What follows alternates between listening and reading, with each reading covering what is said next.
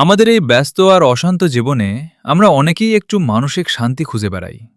কিন্তু আপনি কি জানেন, আজ থেকে ১৪০০ বছর আগে প্রিয় নবী হজরত মোহাম্মদ সাল্লাল্লাহু আলাইহি ওয়াসাল্লাম আমাদের এমন ৫টি সোনালী উপদেশ দিয়ে গেছেন, যা মেনে চললে আমাদের জীবন পুরোপুরি বদলে যাবে। হযরত আবু হুরায়রা রাদিয়াল্লাহু তাআলা আনহু থেকে বর্ণিত হয়েছে, তিনি বলেছেন, একদা রাসূলুল্লাহ সাল্লাল্লাহু আলাইহি ওয়াসাল্লাম ইরশাদ করলেন, কে আছে যে আমার কাছ থেকে এই কথাগুলো লুফে নেবে এবং সেই অনুযায়ী আমল করবে, অথবা এমন ব্যক্তিকে শিক্ষা দেবে যে এর ওপর আমল করবে? হযরত আবু হুরায়রা রাদিয়াল্লাহু তাআলা আনহু বলেন, হে আল্লাহর রাসূল, আমি আছি। তখন রাসূলুল্লাহ সাল্লাল্লাহু আলাইহি ওয়াসাল্লাম তার হাত ধরলেন এবং একে একে নিচের ৫টি বিষয় গণনা করলেন।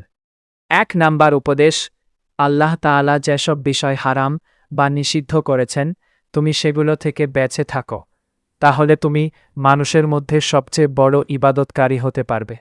২ নাম্বার উপদেশ, আল্লাহ তাআলা তোমার ভাগ্যে যা নির্ধারণ করে রেখেছেন, তুমি তার ওপর সন্তুষ্ট থাকো, তাহলে তুমি মানুষের মধ্যে সবচেয়ে ধনী ও সুখী মানুষ হতে পারবে। ৩ নাম্বার উপদেশ, তুমি তোমার প্রতিবেশীর প্রতি ইহসান বা ভালো ব্যবহার করো, তাহলে তুমি প্রকৃত মুমিন হতে পারবে। ৪ নাম্বার উপদেশ, তুমি নিজের জন্য যা পছন্দ করো, অন্য মানুষদের জন্য ঠিক তাই পছন্দ করো, তবেই তুমি প্রকৃত মুসলিম হতে পারবে। ৫ নাম্বার উপদেশ, তুমি অতিরিক্ত হাসাহাসি করো না, কারণ অতিরিক্ত হাসাহাসি মানুষের অন্তরকে মৃত্যু বানিয়ে দেয়।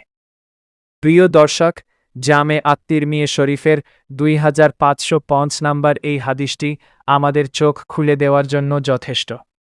আসুন আমরা এই ৫টি উপদেশ নিজের জীবনে মেনে চলি।